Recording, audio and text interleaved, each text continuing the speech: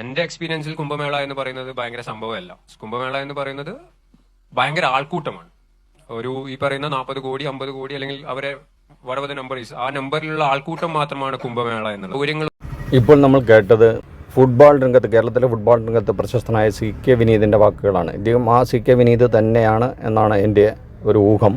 അത് ശരിയാണെന്നാണ് എനിക്കും തോന്നുന്നത്. കാരണം ഇന്ത്യയിലെ മിക്കവാറും എല്ലാ ക്ലബ്ബുകൾക്കും വേണ്ടി കളിച്ചിട്ടുള്ള കേരള ബ്ലാസ്റ്റേഴ്സിനടക്കം വേണ്ടി കളിച്ചിട്ടുള്ള CK വിനീതിൻ്റെ വാക്കുകളാണ് കുംഭമേളയെ പറ്റി നമ്മൾ കേട്ടത്. ഇനി അദ്ദേഹം അല്ലെങ്കിൽ അദ്ദേഹം എന്നോട് ക്ഷമിക്കണം, മറ്റേതോ ഒരു CK വിനീതാണെന്ന് ഞാൻ ധരിച്ചു കൊള്ളാം. അദ്ദേഹത്തിൻ്റെ ഈ വാക്കുകൾ കണ്ട് ഉടനെ വിറളി പൂണ്ട് ചാടി എഴുന്നേറ്റ കുറേ പേരുണ്ട്. അതിലൊരാളുടെ വാക്കുകൾ കേൾക്കാം നമുക്ക്.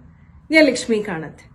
കേരളത്തിന്റെ തലസ്ഥാനമായ തിരുവനന്തപുരത്ത് മാലിന്യ കൂമ്പാരങ്ങൾ നിറഞ്ഞ ഒരു തോട്ടിൽ ഒരു ശുചീകരണ തൊഴിലാളി അടുത്തയിടെ വീണ് മരിച്ചിരുന്നു. ആ നാട്ടിൽ നിന്ന് കുംഭമേളയ്ക്ക് എന്തെങ്കിലും കുറ്റമുണ്ടോ എന്ന് കണ്ടുപിടിക്കാൻ പോയ വ്യക്തിയുടെ വാക്കുകളാണ് നമ്മളിപ്പോൾ കേട്ടത്. അതെ വിനീതേ, 52 കോടി ജനത ഈ കുംഭമേളയ്ക്ക് എത്തിയത് PR തന്നെയാണ്. ആ PRന്റെ പേരാണ് പൈതൃകം തിരിച്ചറിയൽ എന്ന് പറയുന്ന PR. അത് അവനവന്റെ കുലമഹിമയും അവനവൻ ആരാണ് എന്നും അവനവന്റെ പാരമ്പര്യവും എല്ലാം തിരിച്ചറിയുമ്പോൾ അതിനാധാരമായിട്ടുള്ള സ്ഥലങ്ങളിലെത്താൻ അവർക്ക് ഒരാഗ്രഹം തോന്നും. എന്തായാലും ഈ CK വിനീതിന് കൊടുക്കുന്ന മറുപടി സൂപ്പറായി പോയി. ഒരു കാര്യം മനസ്സിലായ, നമ്മുടെ തിരുവനന്തപുരത്ത് ആമയഴഞ്ചാൻ തോട്ടിൽ ശുചീകരണ തൊഴിലാളി മരിച്ചുപോയൊരു സംഭവമുണ്ട്. ആ ഒരു കാര്യം പറയുന്നുണ്ട്. അത് കഴിഞ്ഞിട്ട് പിന്നെ പറയുന്നത് അവനവൻ്റെ കുലമഹിമയും പൈതൃകവും. എന്തായാലും പെങ്ങൾ പറഞ്ഞു വരുന്നത് ഒരു കാര്യം ഉറപ്പാണ്, കുലമഹിമയെ പറ്റിയാണ്, പൈതൃകത്തെ പറ്റിയാണ്. ഇതൊന്നും ഇല്ലാത്തൊരു ജനതയുണ്ടായിരുന്നു, ഇവിടെ ഉണ്ട് ഇപ്പോഴും. ഈ കുലമഹിമയെപ്പറ്റി പറയാൻ പറ്റാത്തൊരു വിഭാഗമുണ്ട്, ഈ പൈതൃകത്തെപ്പറ്റി പറയാൻ പറ്റാത്തൊരു വിഭാഗമുണ്ട്. മേഡത്തിനത് മനസ്സിലായിട്ടുണ്ടോ എന്ന് എനിക്കറിയില്ല. അങ്ങനെയുള്ളവരുണ്ട്. അവർക്ക് ആർക്കും തന്നെ ഈ ഒരു പുണ്യസ്നാനത്തിനെത്താൻ പറ്റിയിട്ടുണ്ടോ എന്നെനിക്കറിയില്ല കേട്ടോ. അവരൊക്കെ അങ്ങനെ ജനിച്ചു പോയത് ഈശ്വരശാപം കിട്ടിയിട്ടാണെന്നാണ് ഈ കുലമഹിമയുള്ള ആൾക്കാർ പറഞ്ഞിരുന്നത്. എൻ്റെ പെങ്ങളാ കഥയൊക്കെ കേട്ടിട്ടുണ്ടോ എന്ന് എനിക്കറിയില്ല. തിരിച്ചു നമ്മൾ ഏത് കുലത്തിലാണ് ജനിച്ചത് ഒരാളോടൊന്നും ചോദിക്കുന്നത് ഇപ്പം ശരിയല്ലല്ലോ. വിനീതിൻ്റെ വാക്കുകൾ അവിടെ ഇരിക്കട്ടെ. വിനീതിൻ്റെ തോന്നലുകളാണ്, പോയവരുടെ തോന്നലുകളും അവരുടെ തോന്നലുകളാണ്. അദ്ദേഹത്തിന് തോന്നിയ കാര്യങ്ങൾ അദ്ദേഹം പറഞ്ഞു, അദ്ദേഹം പറയാനുള്ളത് പറയട്ടെ, മേഡം പറയാനുള്ളതും പറഞ്ഞോളൂ. അങ്ങനെ എത്തുന്നവർക്ക് മിനിമം ഒരു യോഗ്യത കൂടി ഉണ്ടാവും. അതിന്റെ പേരാണ് മലയാളത്തിൽ തന്തയ്ക്ക് പിറക്കൽ എന്ന് പറയുന്നത്. ആഹാ, എന്തൊരു സംസ്കാരം! ഇപ്പം മനസ്സിലായി, കുലമഹിമ മനസ്സിലായി. ഇപ്പം പറഞ്ഞത് കേട്ടപ്പോഴാണ് കുലമഹിമ മനസ്സിലായത്. കുംഭമേളയുടെ പരിസരത്ത് ഇദ്ദേഹം കണ്ട ചായ കച്ചവടക്കാരടക്കമുള്ളവർക്ക് മുഴുവനും രാഷ്ട്രീയമാണ്. അവരെല്ലാവരും മോദിജിക്കും യോഗിജിക്കും ജയ് വിളിക്കുന്നു എന്നാണ്.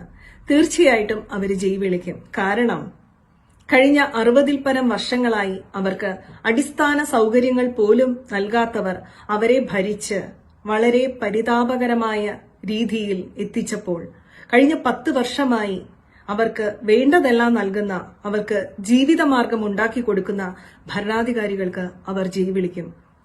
അപ്പം അതാണ് കാര്യം. മേഡത്തിൻ്റെ ഉള്ളിലിരിപ്പും ആ പൂച്ച പുറത്തായി. എന്തായാലും രാഷ്ട്രീയം പറഞ്ഞോളൂ. മോദിക്ക് ജയ് വിളിക്കുകയോ യോഗിക്ക് ജയ് വിളിക്കുകയോ ഇനി ഇന്ത്യ മുഴുവൻ നടന്നിട്ട് പാട്ടുപാടുകയോ എന്ത് വേണമെങ്കിൽ ചെയ്തോളൂ. പക്ഷെ വിനീതിന് പറയാനുള്ള ഒരു അവകാശം ഉണ്ടല്ലോ. വിനീത ദദ്യം പറഞ്ഞോട്ടെ, അതിനെ വിമർശിച്ചോളൂ, അതിനൊന്നും കുഴപ്പമില്ല. പക്ഷെ ആ തന്തയ്ക്ക് വിളി അങ്ങ് ശരിയായില്ലല്ലോ മേഡം.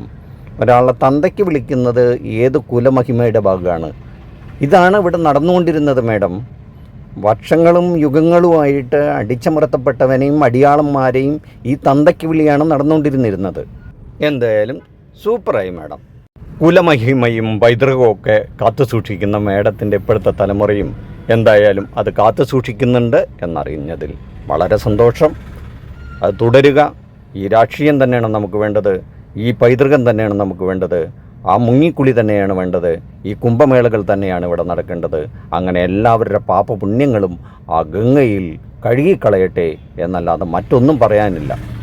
വാൽകഷ്ണമായി ഇത്രയും കൂടെ പറയാൻ ആഗ്രഹിക്കുന്നു. തൃശ്ശൂർ പൗരത്തിന് ലക്ഷോപലക്ഷങ്ങൾ അവിടെ കൂടും. പക്ഷെ അവരൊന്നും തന്നെ പൈതൃകമോ അല്ലെങ്കിൽ കുലമഹിമയോ ഒന്നും നോക്കിയിട്ടില്ല. ഒരാൾക്കൂട്ടം കൂടും. അതൊരു ഹരമാണ്, അതൊരു ആഘോഷമാണ്, മനുഷ്യൻ്റെ മനസ്സിൻ്റെ ഒരു പ്രത്യേക വികാരമാണ്. എല്ലായിടത്തും ഒത്തുകൂടുക, പലരും പല ചിന്തകൾ പല പർപ്പസിന് വേണ്ടിയിട്ടാണ് ഇത്തരം ആൾക്കൂട്ടങ്ങളിലിടയ്ക്ക് വരുന്നത്. കുംഭമേളയ്ക്ക് പോകുന്നവരിൽ പലരും ഭക്തി കൊണ്ടുപോകുന്നവരുണ്ടാവാം, സ്നാനം ചെയ്യാൻ പോകുന്നവരുണ്ടാവാം, ആൾക്കൂട്ടത്തെ കാണാൻ പോകുന്നവരുണ്ടാവാം. എന്തായാലും ഒരു കാര്യം ഉറപ്പാണ്, ഈ കോടിക്കണക്കിന് മനുഷ്യർ ആ ഗംഗയിൽ സ്നാനം ചെയ്ത് കഴിയുമ്പോൾ എന്തായാലും മനുഷ്യരാണല്ലോ, ഗംഗയും അഴുക്കാകും. അതൊരു ശാസ്ത്ര സത്യമാണ്. അത് വിനീത് പറഞ്ഞാലും പറഞ്ഞില്ലെങ്കിലും നമുക്കറിയാം. അതിന് നമുക്ക് കുലമഹിമ പറഞ്ഞിട്ട് കാര്യമില്ല, അല്ലെങ്കിൽ പാരമ്പര്യം പറഞ്ഞിട്ട് കാര്യമില്ല. അഴുക്കുണ്ടാവും എന്നുള്ള കാര്യത്തിൽ തർക്കമില്ല. അത് സയൻസാണ് മാഡം. ആ സയൻസിനെ അംഗീകരിക്കുക എന്ന് മാത്രമേ മാർഗുള്ളൂ. ഭക്തിയും മറ്റുള്ള കാര്യങ്ങളൊക്കെ മറ്റൊരു ഘടകമാണ്. തിരുവനന്തപുരത്തെ തോട്ടിൽ ഈ നമ്മൾ മനുഷ്യർ വലിച്ചെറിഞ്ഞ കുപ്പകളാണ്, അല്ലാണ്ട് ആ തോടുണ്ടാക്കിയ കുപ്പകളായിരുന്നില്ല. ഈ മാഡവും ഞാനും എല്ലാവരും ചേർന്നുണ്ടാക്കിയ, വിനീതും അടക്കമുണ്ടാക്കിയ കുപ്പകളാണ് അതിനകത്ത് വന്ന് നിറഞ്ഞത്. അത് മറക്കരുത് മാഡം. തല മറന്ന് എണ്ണ തേക്കരുത്. അപ്പോൾ അതുകൊണ്ട് ഈ വീഡിയോ ഇഷ്ടപ്പെട്ടെങ്കിൽ ലൈക്ക് ചെയ്യുക, ഷെയർ ചെയ്യുക.